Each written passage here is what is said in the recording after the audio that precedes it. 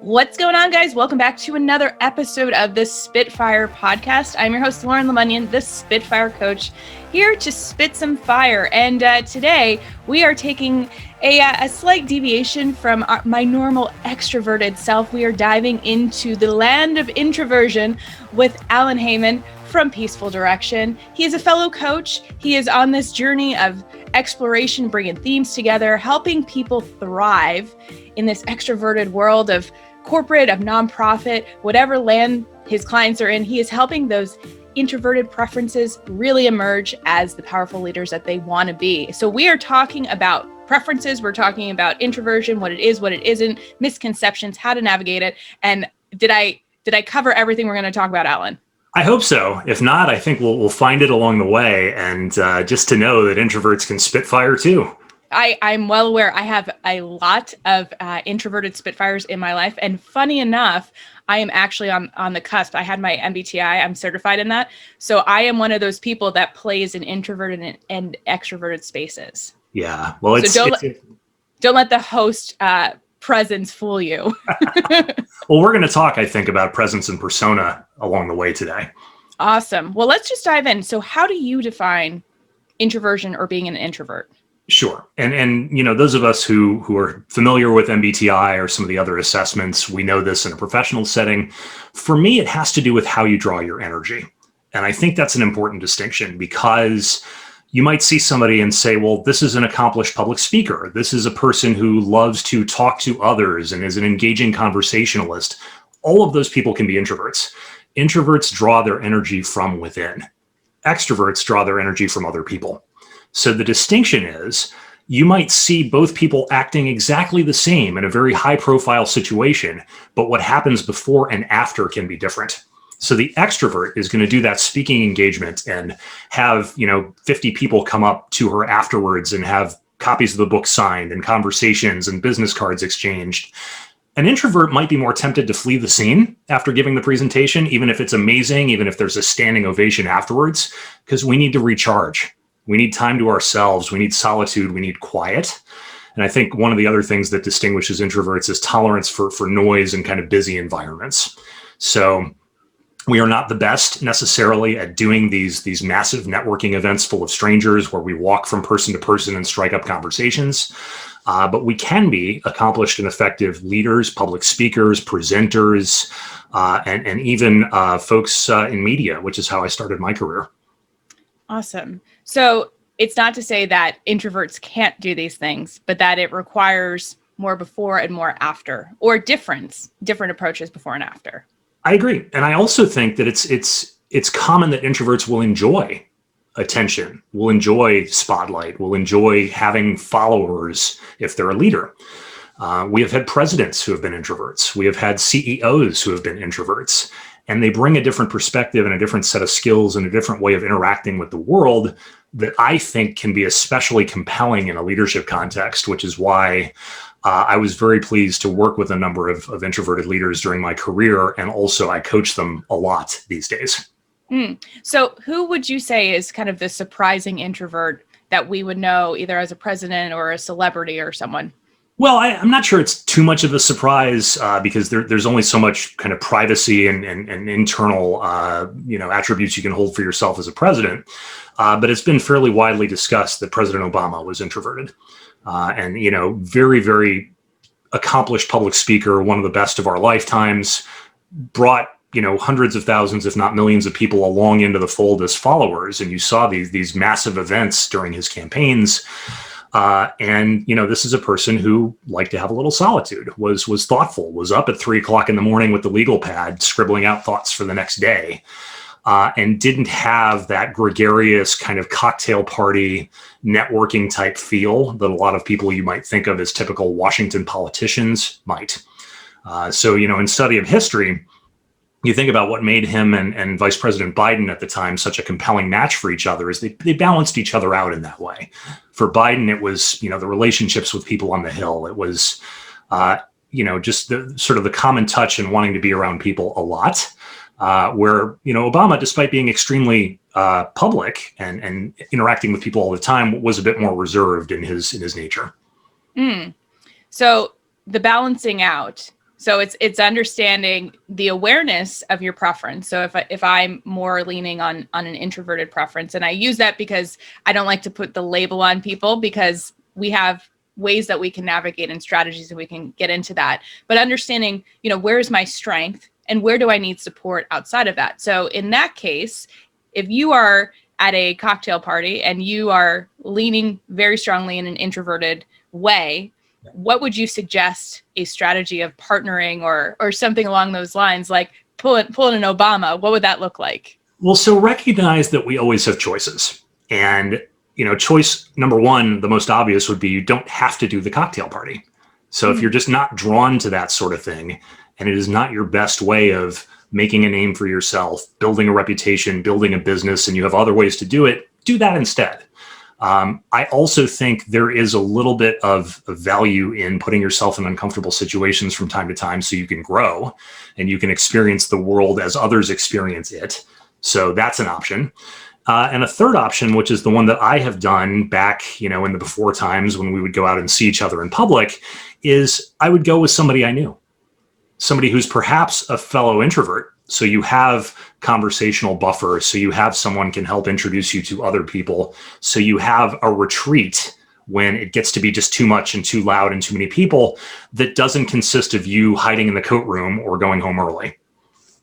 Awesome. So no hiding, no, just running away, but working it until it doesn't work for you. Absolutely. And so I think one of the great privileges we have as leaders is the ability to assemble our own teams and to play to each other's strengths and areas that are not strengths. And so if you are the introverted CEO, perhaps you balance your executive team out with some extroverts so that you have, combinations of energy that complement each other, whether that's your marketing and sales person, or, you have an extroverted litigator as your general counsel or something along those lines. You can find yourself very hooked in on the things that you're good at doing and the things that you like to do and the things that will move the mission of your organization forward, and leave those other things to other people. So I have heard plenty of interviews on other excellent podcasts with leaders and founders of companies who are introverted or perhaps suffer from social anxiety or perhaps both. And they've learned to leave certain aspects of what you might traditionally think of as a CEO or founder role to others who enjoy it, who prefer it, who do it better. So what would you say to someone who isn't necessarily in a position of power? They don't have the CEO title. They're not the VP. They're not the manager. And they are surrounded in a sea of very high level extroverts, and they are introverted. How do they get heard? It is tough sometimes. And it is tough sometimes when you add on to the introversion certain other inherent aspects of our identity that maybe are less common in the environment than you're in. And, it could be race, it could be gender, it could be age, it could be education level, it could be stature. So I think one bright spot is in a world of everything being virtual, when we are on Zoom, everybody is the same size physically. So you don't have to work hard to command attention when you walk into a room if you're a physically small person in a sea of large people. It is easier for quieter people to be heard because our electronics pick up our voices and we don't have to speak up as much. And to limit the amount of kind of crosstalk and intersections, sometimes somebody who's moderating a meeting in a skillful way calls on folks who want to speak. And all of these things can be an advantage to somebody who's an introvert or less visible. In a physical environment, what I think you have to do is find your allies. You may find that you're not the only one, but there are people who are perhaps coming across as extroverted, but different from what they feel and experience inside. And get the attention of leadership if you can. If you're fortunate to be working for somebody who's invested in your growth and invested in you as a human being, you can explain what we now know about the science of introversion and what is required, and have somebody looking out for you and kind of calling on you. Because the most gifted extroverted leaders understand that not everybody is the way they are, and they will look for the quietest voices in the room, because when those people speak, they often really have something to say. The risk you will never run with an introvert in the room is that they're blowing their own horn. They're speaking just to be heard. And we have all worked with so many people who do this, and it hijacks meetings, it consumes extra oxygen, it takes people's time. Introverts don't do this. And when they have something to say, they really do have something to say. So it's incumbent on all the leaders across the introvert extrovert spectrum to make sure that they're heard. Definitely. That's why I really cherish the introverts in my life, because we have the best, the most interesting, the deepest conversations versus just kind of the surface level chatter, speaking to be heard, opinion throwing. Yeah. And also, I will say this, having coached a number of people who are in the type of environment that you just described in your previous question, I think it also requires pushing the envelope of the introvert comfort zone. So if I described the person just a minute ago who's the blowhard, who's the self-congratulator, or the person who takes up all the space in every meeting despite not having anything to say, if that person is maybe like an 11 or 12 on the 10-point scale of self-expression, and the introvert's natural resting state is 2, 3, 4, what I like to coach people through is getting into that 6 or 7 range so that they can be heard, they can be effective, they can get the point across. And when they start doing it, it's going to feel like they've dialed themselves up to a 10. They're going to feel like they're screaming. They're going to feel like this is really uncomfortable. So developing that level of comfort, but dialing it up just enough so that other people notice and they get heard, that's the name of the game. You're never going to get to a point where people suddenly feel like you are just talking all the time just to hear your own voice, even though you might feel like that's actually what you're doing. Yeah, I love that idea of the gradual approach, because I think when we feel like something isn't working for us, we're like, well, I got to just stop this and start that. And I'm going to just go in this opposite direction. And it feels really scary. But if we can imagine that it's a step or two outside of what we've always been doing, while it feels really scary, it's looking back, it's never as hard as it was. Exactly. I thought it would be. And it's going to feel a little bit scary, but what we can't do is drive it up to a point where it feels inauthentic. Mm-hmm. So as coaches, and you know this, we're never asking people to become someone different from who they already are. So this is not, I'm going to walk into my office and I'm just going to toughen up and I'm going to put on my extrovert costume for the day and just, play this role. To me, I think what we're doing is we're coaching our leaders into putting on their own custom built super suit that fits them like a glove, plays to what they're strong at, and makes them stronger. That's, I think, the magic of the work. Yeah, it's almost like an accessory versus like a full-on outfit change. Yeah. And it's so exhausting. Like if you've ever done theater, you know how exhausting it can be to be someone else, to remember your lines, to remember where you're supposed to stand, and to be acting and absorbing other people's energy. And I always imagine that when I'm working with my clients, of like, how tired are you trying to be somebody else? Yeah, you can see it on their faces. Yeah. And especially given that being someone else has to do with being around other people all the time, it's almost like an extra load on the introvert batteries. Yeah. So I'm really curious, because obviously this past year, things have changed big time. We're in a hybrid or remote workplace. We've had a lot more awareness of the racial, the social inequities that have happened, the voices that haven't been heard that we need to be listening to, kind of this no-can-do'sville for the arrogant, self-professed like bully in the boardroom. And so I'm wondering what you predict in the next, let's say, 5 or 10 years, the workplace is going to look like, sound like, with the presence of more introverts coming up. I hope that is the way of the future. It strikes me that it likely is, given what we are seeing in trends and seeing in leaders who are developing, and just awareness of different styles, and that there isn't a one-size-fits-all approach to leadership anymore, which is great. It's more of what we need. We need that multiplicity. As to what sort of an impact it's going to have, I look forward and I look backwards. So I look at, if you have, your introvert CEO, looking back at the chain of up and coming leaders, what does that enable? What sort of folks are we encouraging to join the ranks of leadership, and what are the strengths that we need them to call forward?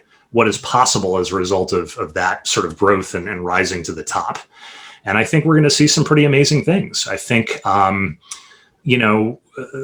being the person who is not always tempted to speak first has a tremendous amount of advantages as a leader. And I think encouraging people to share perspectives and being a good listener has a tremendous amount of advantages as a leader. And I think, encouraging people to speak authentically as their full human selves at work has a tremendous amount of advantages as a leader. And these things have not been part of the leadership conversation for very long. So I'm encouraged that they are, and I hope they stay that way, whenever it is that folks start to return to their offices. So if you had a magic wand in the leadership, corporate, nonprofit world, and you could resolve one thing, you could remove it, you could fix it, and it can't be the pandemic, what would it be? Wow. So I think what I would be doing with that magic wand is essentially putting all of us out of business as leadership coaches. What would you do if you weren't a leadership coach? Well, I don't know. Maybe I would have made so much money from the licensing of my magic wand that it wouldn't matter. I don't know. But it's like, get people to rise into their own power, I think is the name of what we do. It's the name of what I do with my clients. It's getting them to realize everything that is in their potential that they can live up to that's already inside. And so for me in particular, and with the type of clients that I've been getting of late, it has to do with that sort of stepping forward. It has to do with being the one who is occasionally okay with claiming credit, with self-promotion, with being the person in front and being the person visibly in charge, not for completely selfish purposes, not for self-aggrandizement, not for extra money and power and fame and glory, but more because of the entire context that we're responsible for, which means bringing forward the work of our teams and the work of our organizations and the work of our fellow introverts and women and people of color and disadvantaged groups throughout time. I think that's what it's all about. So getting people to realize they should do it, they should step into it, and it's not just all about them and for themselves. That's the magic wand. So it almost sounds like getting rid of the self-protection, the need to self-protect. Yeah. Because it's a limiting factor. It has helped us so much as a species up until modern times. We're not outrunning the mastodons anymore. It's not as necessary to avoid becoming prey, but it sure feels like it at work sometimes. Yeah. Well, I always think about who does this serve by keeping this mindset? It doesn't serve me. It doesn't serve the people I care about. So who's really benefiting from this? And I think we are now waking up to the bigger system at play of who's benefiting and why do they want to maintain this? Right. And I think that's a fair point to raise, because one thing that I'm constantly on the lookout for is, who is my work serving as a coach and to whose benefit? So if all I do, from sun up to sundown is simply work to help people preserve the existing power structures, I've failed. Mm-hmm. And you have to ask yourself that question as a coach all the time, based on, the type of work you're taking on, where your clients are coming from, how much you're charging, what you have access to. I think all of that relates. And I say all that to say, I don't have answers on this. I'm constantly seeking on it because I see the danger of pushing too far in one direction. Yeah. But I haven't quite come upon the great recipe for correcting that just yet. Yeah. And I think it is a recipe that's changing and evolving based on the taste buds. Yeah, but sure. There is such a need. And I sit with this too, because, we work with people who can afford it. But there's also such a need to help people who, can't afford it, who don't even know about it, but would really benefit from it. So I think there is a big opportunity of how do we as individuals get our bills paid, get our needs met, and also take care of this other population, these multiple populations that could really benefit and come up at rapid succession. Yes.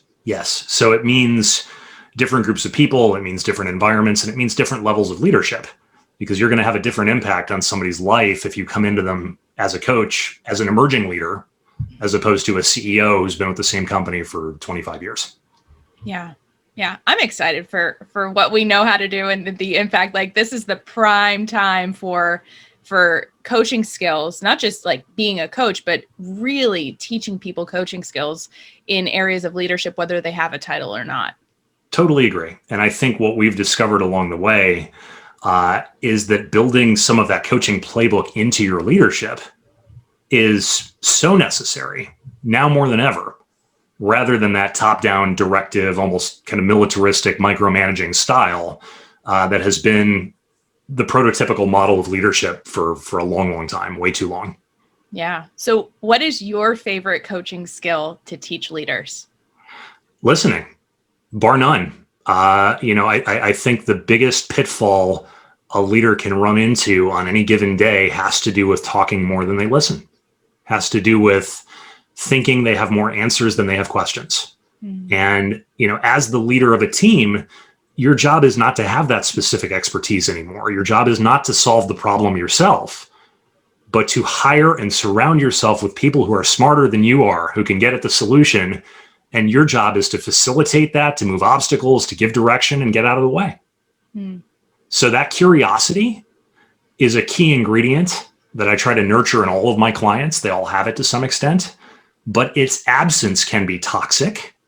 And I have seen that far too many times in my own career. Yeah. Yeah. It is a journey. And I think, I look at the bookshelves behind people when I talk to them. I'm not looking at yours because I can't read that. But when I talk to clients and I look at all the books that I know they've read, and I think, what did you take away from that? Because what I see is they read it, but they don't really apply it or absorb it as their own. They don't translate it into their own style.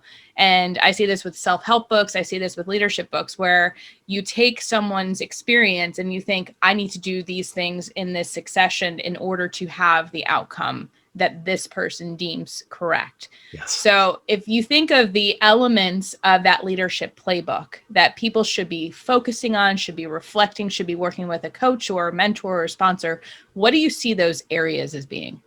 It's such a good question. And I was thinking as you were talking about all of the biographies and all of the podcasts about the successful entrepreneurs and leaders and their backgrounds and how they got there, and how awesome that is that we have those examples to be able to learn from, and how we don't see the biographies and the podcasts about the failures, about the ones who don't make it, about the ones who had the great idea, but not the right connections or combination of circumstances or unearned privilege or any of that. We don't see those stories. Those stories belong elsewhere, I suppose. So for me, I think it's the curiosity, the flexibility, and what you would call the growth mindset that are the necessary examples. So it's not a particular path, like you just said. It's not, I'm going to sell you this amazing leadership book and you're going to follow my 5 steps and you're going to make $1 million and you're going to retire at 30 and whatever. We've all seen those books. What happens, I think, is that people learn, they make mistakes, they grow from them, they change directions, and that changing of direction does something. It tells them that they're going to get it better next time. It tells them that this is not an area they should focus on because it just blew up in their face and they need to be doing something else instead. So following those experiences and those learnings and those growth opportunities makes the strong leader, makes the effective leader. And I think that's the common theme in all of those biographies and different things that we've, seen. Nobody had an easy path. Nobody had, the typically linear experience of getting from point A to that, selling the company for hundreds of millions of dollars kind of moment. Because if they did, it wouldn't be an interesting story. Yeah. Yeah. We have the expectation that it should be linear, that it should be easy because look at other people, but we would be bored if it were easy. We wouldn't respect it. We wouldn't appreciate it if it just was delivered on a silver platter. For sure. And so I'm also fascinated by this because that as coaches, we are the target for a great many marketing efforts. I have no idea what you're talking about. It's like the amount of time I spend on LinkedIn deleting the pitches from folks who want to, 5X my client base or sell me the leads or the marketing strategy that's going to really hit up. We don't need any of that stuff. No. And I'm sure it's successful because otherwise folks wouldn't be trying to sell it to me every other minute. But the growth journey is so personal for every single one of us. It's totally different. And I don't think there's a one size fits all. I think there are principles that we can take from approach to approach that are very useful. And these are things that I try to, leave with clients if they bring me an issue related. But yeah, there's no magic bullet here. There are many ways to make money, suggesting that there is. There's no magic bullet. There's no magic wand. Next, you're going to tell me there's no such thing as unicorns. Well, maybe my 11-year-old daughter would think otherwise, but yes. To keep the hope alive. That's right.